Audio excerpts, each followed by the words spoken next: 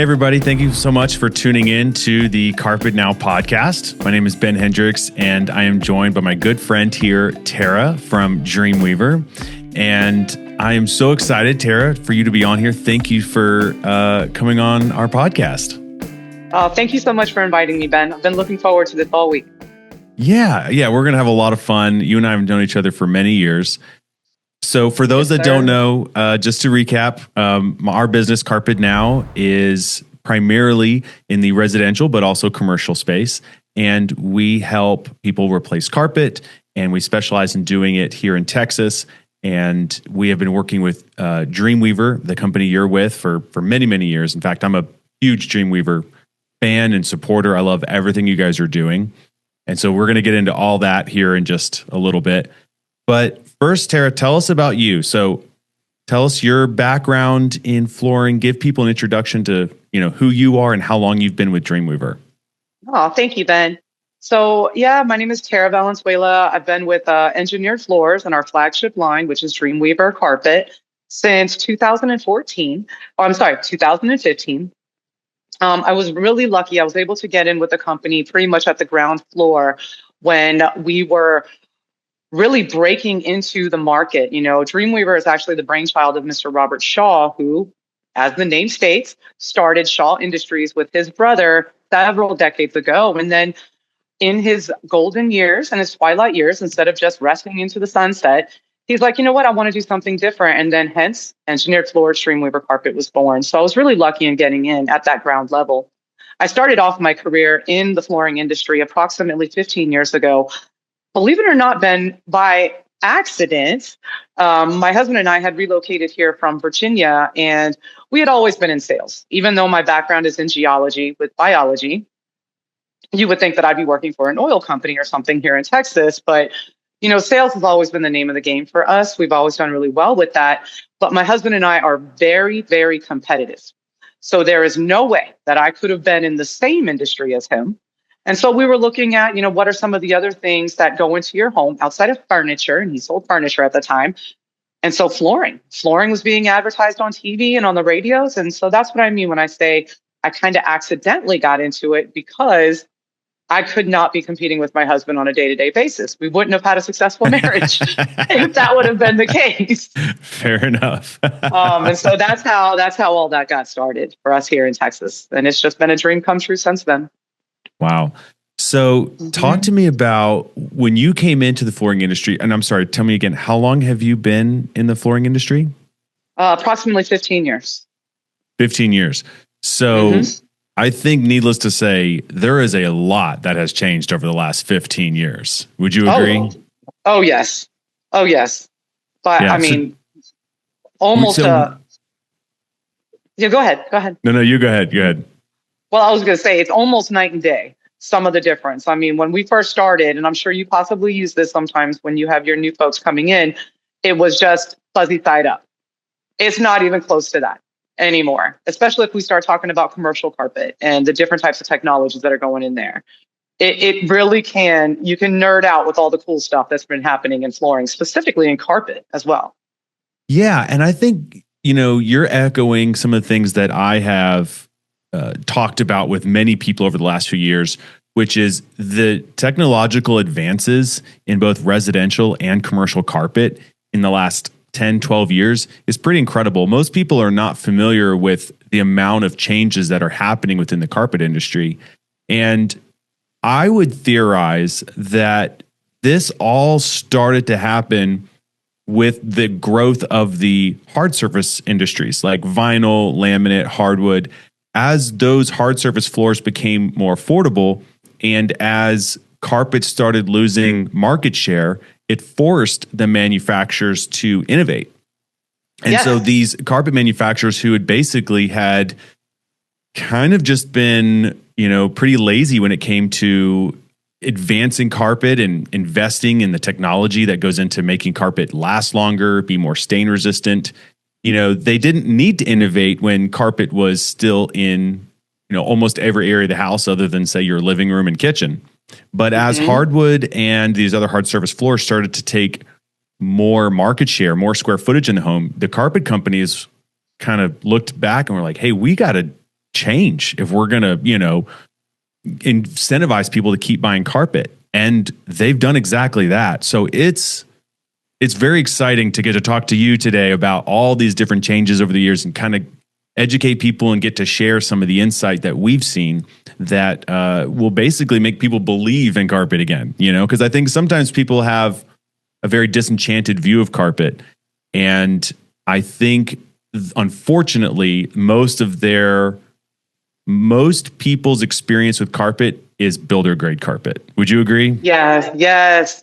And it creates such a fallacy on what carpet truly is.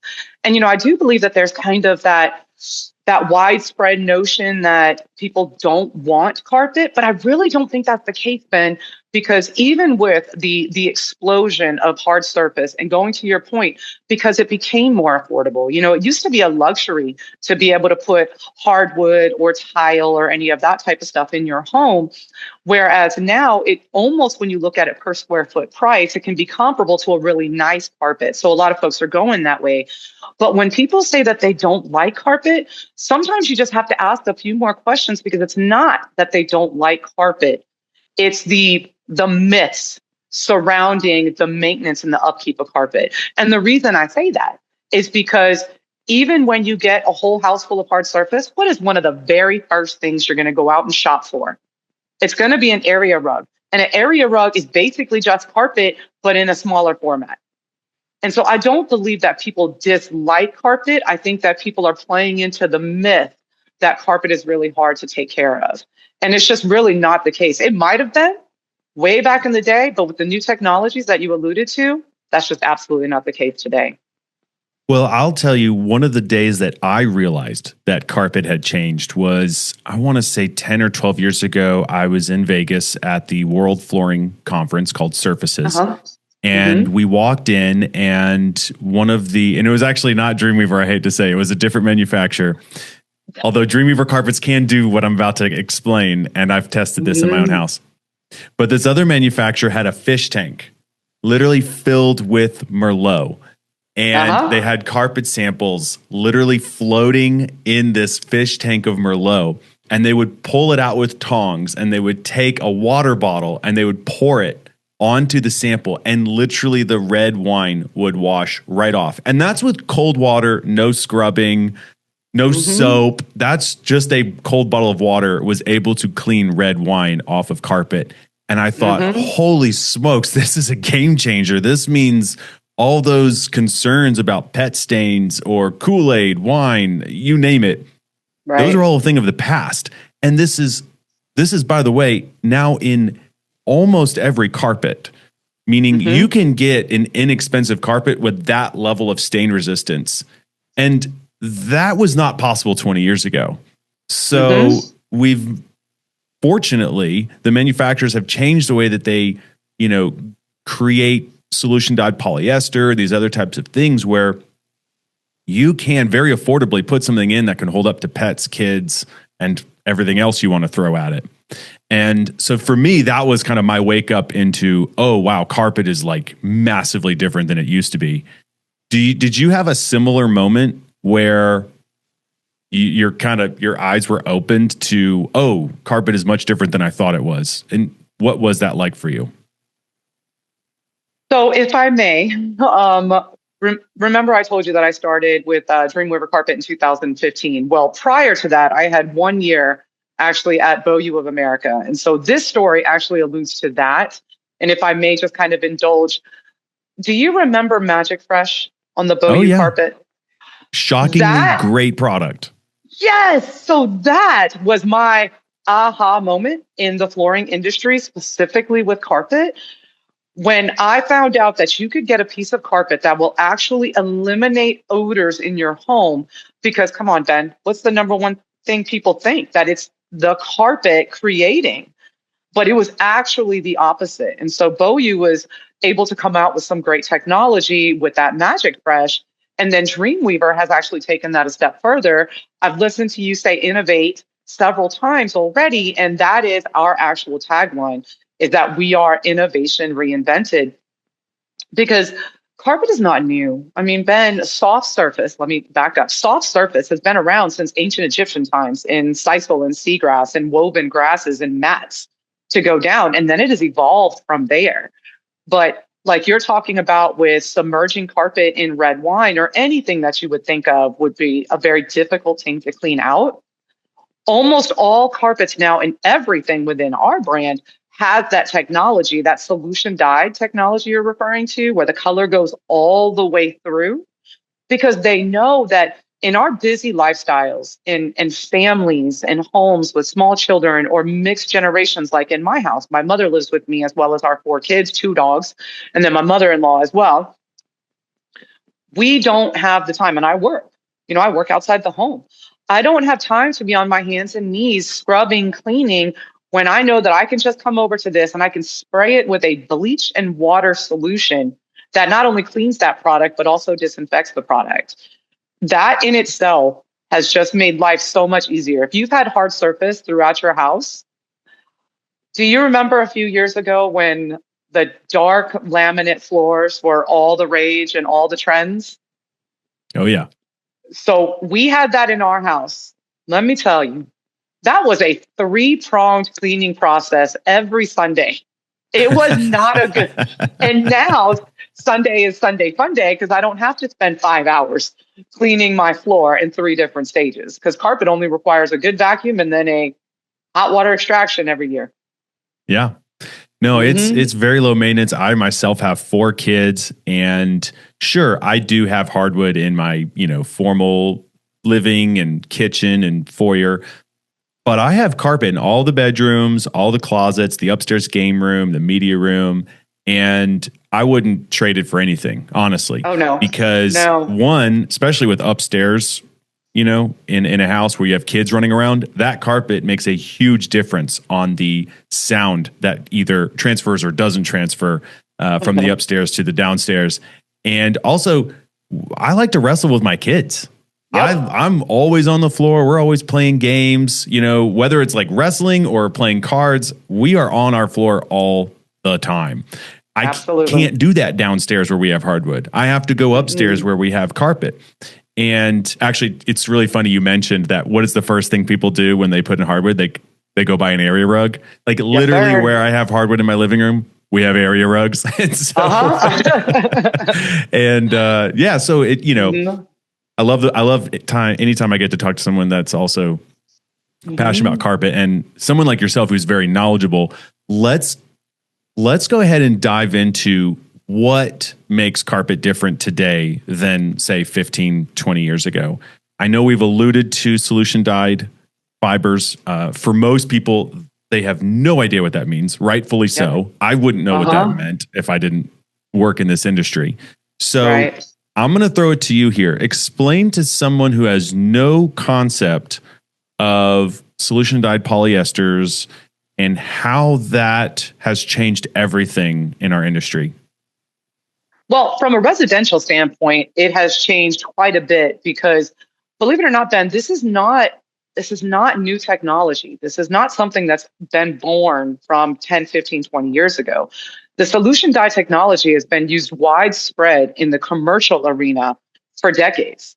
It's just that it was not incredibly cost effective to manufacture residential carpet with that same type of technology. And one of the key reasons for that is color. Ben, you remember your grandma's carpet? Your grandma's carpet was probably a lavender or possibly a peach or maybe a royal blue or a hunter green. Well, carpet used to be sought after in more vibrant colors. And in order to achieve that, you cannot have the color go all the way throughout like a carrot, which is what solution dyed means. It means that when carpet starts off, it's all petroleum based. So think of like little pieces of plastic, because that's what we're talking about. As opposed to it being clear, like you would find on a Coca-Cola or a Pepsi bottle, it's actually colored, whatever color your carpet will be. So whether it's brown or gray or tan or bronze or whatever that color is, that color would be added after the carpet went from a little plastic pellet into this beautiful soft fiber. And then you'd add the color on top because, again, back in the day, the bright, vibrant colors is what sold the carpet. And you cannot achieve that in the solution dyed or where it is pre-colored. If you look at commercial carpeting, for example, you have two different categories of commercial carpet. You have Main Street commercial, which is basically what everybody that's going to be watching this podcast will typically go and visit, whether it's any store in a strip center or in a mall or anything like that. And then you have contract carpet. Contract carpet is going to be stuff that you would see in, say, university systems, casinos, since you mentioned Vegas. That's a whole other different realm. And so the solution dyed fiber technology, like I said, is not new. It's just that it was cost prohibitive previously. Now we have made it to where it is able to fit into a standard American household's budget and still provide all the benefits that you would have found in the commercial arena, which is namely performance and cleanability. Cleanability, of course, being number one. I never realized that. I did not realize that this technology started in commercial and kind of trickled down to residential. Yes. So that's fascinating. I did not know that. Thank you. Thank you for sharing that with me. Yes. Okay, so tell me specifically what Dreamweaver is doing that has allowed them to become one of the premier carpet manufacturers in the world when they're the new kid on the block. You know, Mohawk and Shaw have been around for eons. You know, Dreamweaver is maybe 20 years old, give or take, somewhere around there. And started in 2019. Wow. Okay. So 2009. I apologize. I was going to say, I was like, no. Yeah, 2009. I apologize. No, I was like, maybe I glitched and I didn't hear it right. But yeah, 2009. So Dreamweaver is only 16 years old, and yet they have gained an incredible amount of market share because of the ability to deliver really the best bang for the buck, I would say, in the entire carpet industry. So talk me through how they're able to do that. What makes Dreamweaver different from all the other manufacturers out there? Oh, that is a great question, Ben. So as you said, I kind of alluded to this before, but Dreamweaver started by a genius in his own right in the flooring industry. And quite frankly, if you ask Shaw or Mohawk, they would agree. Okay. Mr. Robert Shaw has innovated so many new technologies in the flooring industry. That is why he was sought after and acquired by Warren Buffett, aka Berkshire Hathaway. Okay. So when he sold Shaw Industries, which is the number one profitable, popular selling flooring company in the world, he sold it at top dollar to Warren Buffett back in 2000. His non-compete expires in 2008, 2009. He decides that he wants to turn the industry on its head yet again with the start of engineered floors. And what he did in that regard was he took what was the biggest headache in carpet and eliminated it, okay, which is side match. So as you know as well as I know, carpet is a fabric for your floor. So it's just like the fabric that you're wearing on your back right now. Well, you can't get it in one piece. We have to put pieces together. So you can have your sleeves and your collar and your tail and all of that stuff, right? The same thing holds true for wall-to-wall carpeting. With it being standard 12 foot wide, and especially here in Texas, you can't find a room that's less than 14 feet. So you're going to have to put two pieces of carpet together. Well, when those two pieces of carpet do not match, that is referred to as side match. It's very similar to you refreshing the toner on your printer, for example. When you start off with the first 100 prints of black and white, they're very crisp. As you get down to copy 900, it starts to fade. Well, the same holds true when you topically dye regular carpet. And remember how we were talking about the history of carpet. Everybody wanted those bold colors back in the day. So that was a big problem. You couldn't be putting a lavender carpet next to a magenta carpet when it's supposed to be the same carpet, right? So you had that fade in color. That's referred to as side match. Well, Mr. Shaw eliminated that problem when he created engineered floors, and with us being a specific pure color fiber company. Pure color is everything that the name entails. the color is pure and goes all the way through, therefore eliminating any issues with side match. So Mr. Shaw, quite frankly, builds a better carpet today than he did when he started Shaw Industries with his brother back in the late 50s. And then, of course, they went public. And then after that, there's a whole slew of other things that come along with that.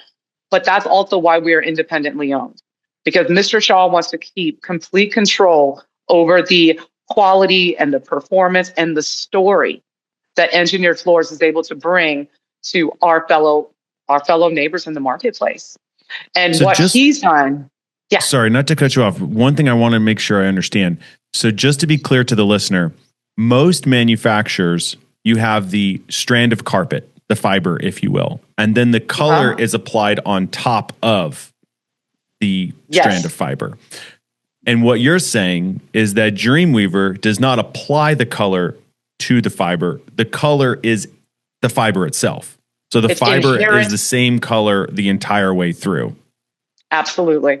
Which I think is what you alluded to earlier, this idea of the carrot analogy, in that a carrot, if you cut it in half, it's the same color all the way through. Same with these carpet fibers from Dreamweaver. The color goes all the way through. Correct? Correct. And so it gives you a pure color, consistent color, incredibly easy to clean. Like we both talked about, you have 4 kids, I have 4 kids, we have a busy household. We work hard for our money, and when you come home, your home is your safe space. You want to be able to come home. You want to be able to relax. You don't want to treat your home like a museum.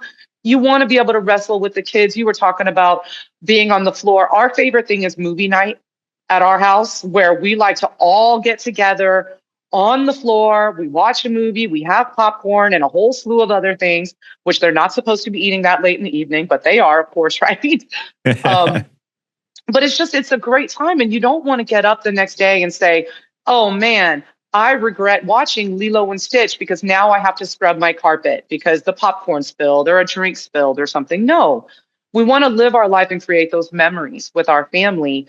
And Dreamweaver has really taken that to heart in how we manufacture our carpet for the families that we serve and who we're actually trying to support with our product offering. We have an entire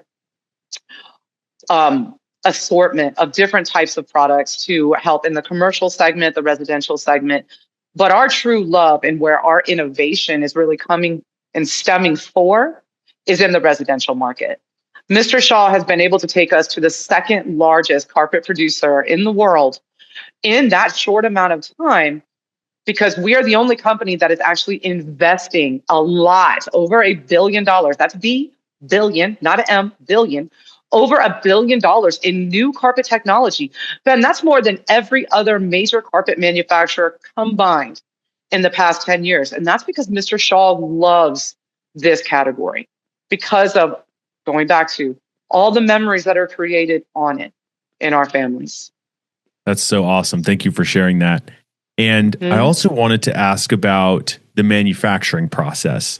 So let's try not to go too far down the rabbit hole of the manufacturing process. I think we would. Oh man, we'd probably lose a handful of listeners that are like, "Whoa, this is way too nerdy." But I'm kind of teeing you up because I'll be honest, I already know what somewhat of the answer is. But this idea of keeping everything under one building, I love to tell people that Dreamweaver is all built under one roof, and then explain why that's important. So could you? I know you're going to give a better answer than I could. So could you explain to everyone why that's important and why that's different from everybody else? Well, when we're talking about major manufacturing and engineering, okay, Ben, so when you produce a piece of carpet, it goes through several stages of engineering, first and foremost, before it gets put into practice, which is then in the manufacturing stage. You're taking something from a solid state, completely changing it, both physically, chemically, and then creating something new at the end. Think about your water bottle, your plastic water bottle. Carpet starts off as that, and then it ends up as that soft, fuzzy feeling underfoot, right? It goes through so many different stages to get there. And when you are able to have that under one roof, you are able to better control the variables that come in with engineering, which could be anything from a difference in moisture levels in the air, the humidity. It could be the different heat. It could be the calibration of your machines. It could be any number of variables that come into play. When you have these separated into different plants and then coming together in a finished product, you are really losing a lot of your quality control at that point. A standard piece of carpet will typically go between 2 to 3 manufacturing plants before it gets shipped out to whatever the dealer base in which of the 50 United States. With our products, they are all made in a 2.7 million square foot manufacturing facility referred to as the SAM plant. So we are able to control all aspects of that manufacturing, from the receipt of the petroleum pellets in the silos to where we load them on the trucks for them to start heading towards Texas or Michigan or California or name a state. And so with that being said, we are also able to reduce costs by anywhere from 15 to 25% on the same piece of carpet that you would receive from another manufacturer. Going back to what you had stated previously about, hands down, Dreamweaver is the best value for the buck. Yeah, and I remember when Dreamweaver originally came out and they were telling everyone they were 15% less, my first thought was, okay, but where are they cutting corners, right? What are we not getting? And it was the more I learned about the manufacturing process, I realized they're actually reducing waste. Yes. And as someone explained it to me is, most manufacturers have, if I understand it correctly, 3 different plants that the carpet essentially has to get transferred to become carpet, right? From the initial stage to the final product.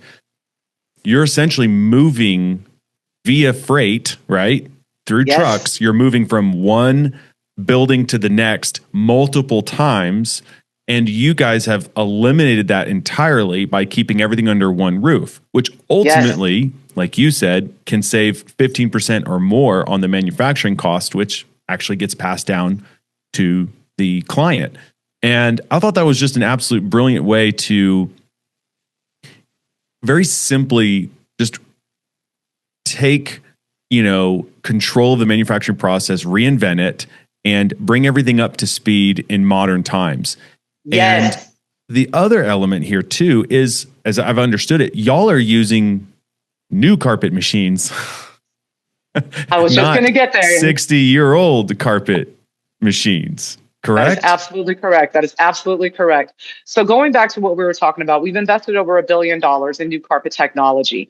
We're not talking just the difference in carpet manufacturing and fiber types, but also in just how the thinking of manufacturing has changed with our company. We have a much smaller carbon footprint. We emit 42% less greenhouse gases because we don't have to move that carpet around. I don't know if you know anybody that's ever been in a small manufacturing town in the United States. Those towns, a lot of times, once that business or manufacturing has gone bust or becomes obsolete in lieu of new technologies moving forward, the towns they almost kind of waste away, right? If you've ever visited, there's huge pockets in the Northeast, for example, that are that way. The Rust Belt, a lot of that will signal and show you those type of things. Well, Dalton, Georgia is not that far off from that. But Mr. Shaw has such a love for North Georgia and specifically Dalton that he is doing his best to clean up the whole way that the town is run and the way that it looks. That was actually part of some of the main reasons why we wanted to keep everything under one roof as well. So being able to emit 42% less greenhouse gases and utilize 30% less fossil fuels and 87% less water. I don't know if you've ever looked at the maps or like the geographic statistics on how much fresh water is actually available on planet Earth. We are doing our part to make this world a better place for generations to come in our manufacturing processes by innovating new technologies and new ways to do it, because we are utilizing, and I know you've heard me say this before, there is nothing wrong with Big Bad Bessie, which is the ancient machinery that still makes good quality carpet.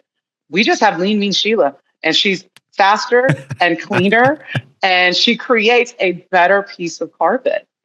And that's how we've really taken our entire business model from every stage of carpet manufacture. That's so because great. we believe in the future of carpet. We believe in the future of carpet. And I think it's going to become more and more popular with residential homeowners. You know, the funny thing is, because I've answered this question many times over the years, people say, who's still buying carpet? I go, well, technically it's still 45% of all homes in the United States, meaning 45% of the square footage throughout the entire United States is still carpet. So, you know, to have nearly 50% market share and everything that's going on, that's still really, really high. And I believe I've heard different numbers, whether it's an $8 billion industry or an $11 billion industry. Pick whichever number you want. It's still a whole lot of carpet being installed every single year. All right. So Tera, talk to me about what are the top colors and trends of what you see happening this year and next year? So color trends, to understand color theory, right?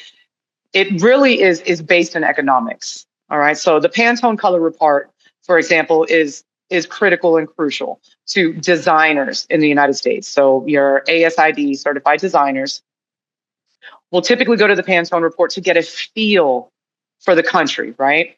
So prior to COVID, we were in what a lot of people refer to as your millennial gray, and gray was the new cool color, right?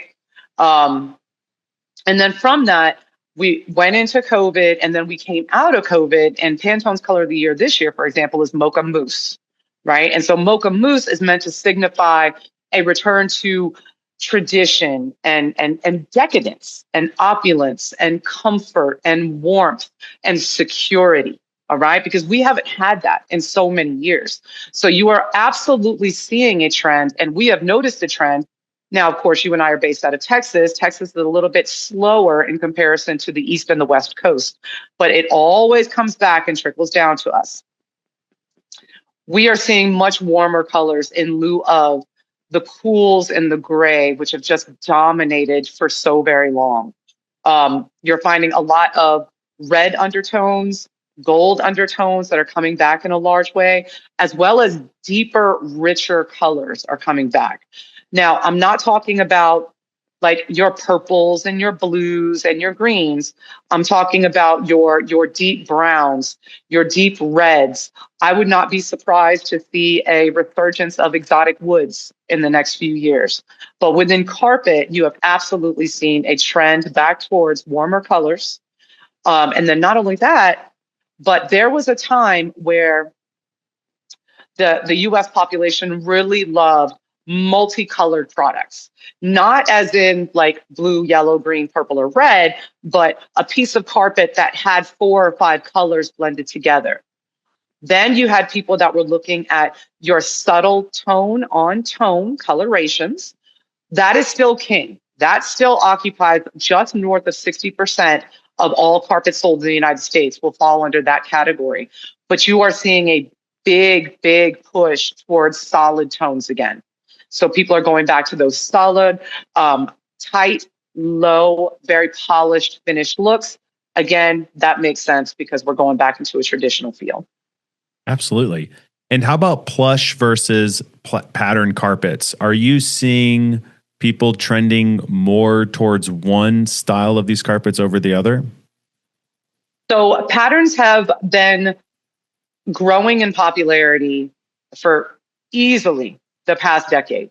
I remember there was a time where everybody purchased cut pile or AKA plush type carpets because that was the safe type carpet, right? The only folks that really purchased patterned carpets would have a designer that would be with them, or they had a design background, or they had a much higher budget.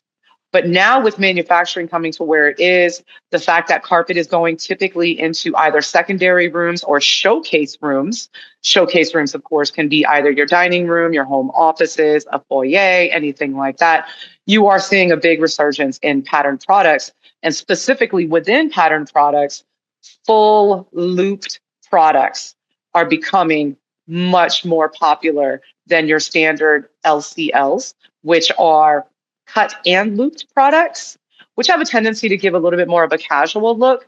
But again, tying into where the trends are going with the populace towards more formal, traditional looks, you're going to see more and more looped products out there being introduced by manufacturers. So if you were talking to someone and advising them on the best places in their home they should install carpet, what are the best places they should be putting carpet in their home today? Stairs, bedrooms, closets, home offices.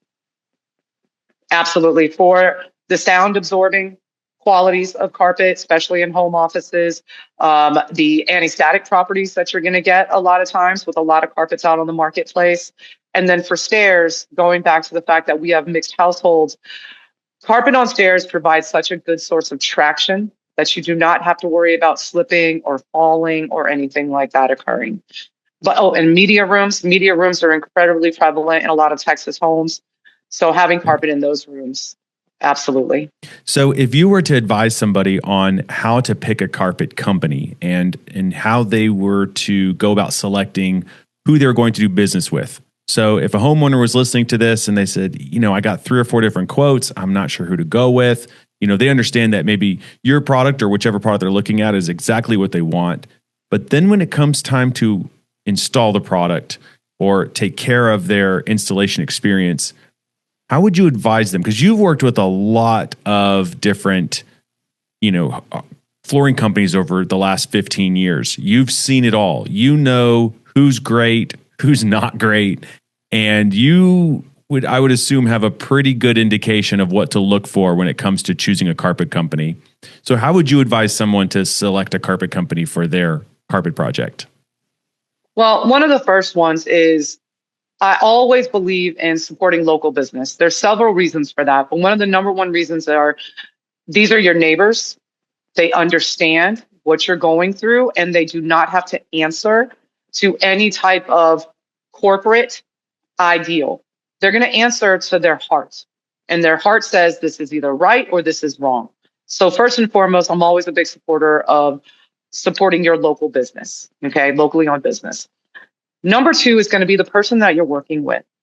Who takes the time to listen? Not the one that's just sitting there talking to you, but who takes the time to listen to your needs, and then who creates an active dialogue with the homeowner. The person that can actually ask intelligent questions based off of the information that the homeowner has shared with them so that they can truly recommend and explain and consult. Because we're not talking about a house, Ben. We're talking about somebody's home. Again, this is where you and I both work. We all work just as hard for that same dollar. And we want that dollar to provide just as much as if I was spending $15,000 or $5,000 or $500. It still all starts with the dollar. And that is us leaving our house, going to work, coming home, spending time with our family, right? So you're going to want someone that you trust, paid attention to your needs, and took the time to explain to you why they are recommending a specific product. So first, I would start local, okay? Just like carpet now. I would absolutely work with someone that takes the time to listen to my needs and my wants. And then 3, there's always reviews. I believe that reviews, this is a modern age that we're living in. Always you want to toss out the worst, toss out the best, and let's look at what's the meat and potatoes of that company. That's great. And how's it been working with carpet now? How have we been as, a vendor for you? And I know we've purchased a lot of carpet from you guys. We love it that anytime we do have an issue, you are always there to back us up. And so I always appreciate that. Thank you for basically always going the extra mile for all of our clients. How have we been for you guys? How has carpet now been for Dreamweaver? Oh, Ben, y'all are one of the great, great companies out there to work with. I know that we really didn't get into it, but I do cover key accounts in Austin, and then I cover the entire southern region of Texas to both the western, southern, and eastern borders, with the exception of Houston. So I cover more square miles than the entire country of South Korea, just to kind of give you a little template there to kind of work off of. But what I really like about Carpet Now is that this is not my first time engaging with you. This is not my first time engaging with your staff. We have done several trainings, updated trainings, because again, this is all new technology a lot of times that some salespeople have a tendency to be stuck in technologies that were utilized in 1980, 1990. Again, there's nothing wrong with Big Bad Bessie, but you're missing out on Lean Mean Sheila and all the new stuff that has come about. And I love the fact that y'all are at the forefront wanting to learn the new technologies. And more importantly than that, your sales folks call me and text me regularly. And they don't always, let me take that back. But sometimes they start off with this, hey, I know this is a silly question, but it's not, because there's no such thing. And I would rather you come and ask me that question before you go and just tell a homeowner something. And nobody on your staff has ever done that. They always ask very deep, poignant questions that refer specifically to the end user in mind. And I love that.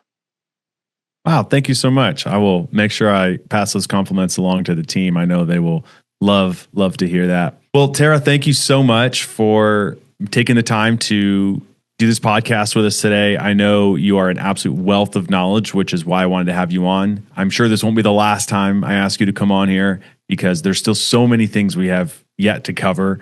And for anyone that's interested, they could definitely reach out to us. And if they've got complicated carpet questions, we'd love to pass them to Tera, let her answer them. We'll pass them back to you. But in all seriousness, thank you, Tera. You are fantastic. I love working with you. I love working with Dreamweaver. And I can't wait to work with you guys for many years to come. And so thank you for always taking care of our clients. And we look forward to selling more Dreamweaver carpet over the next few years. Thank you so much, Ben. Thank you for having me on. All right. Thanks, Tera.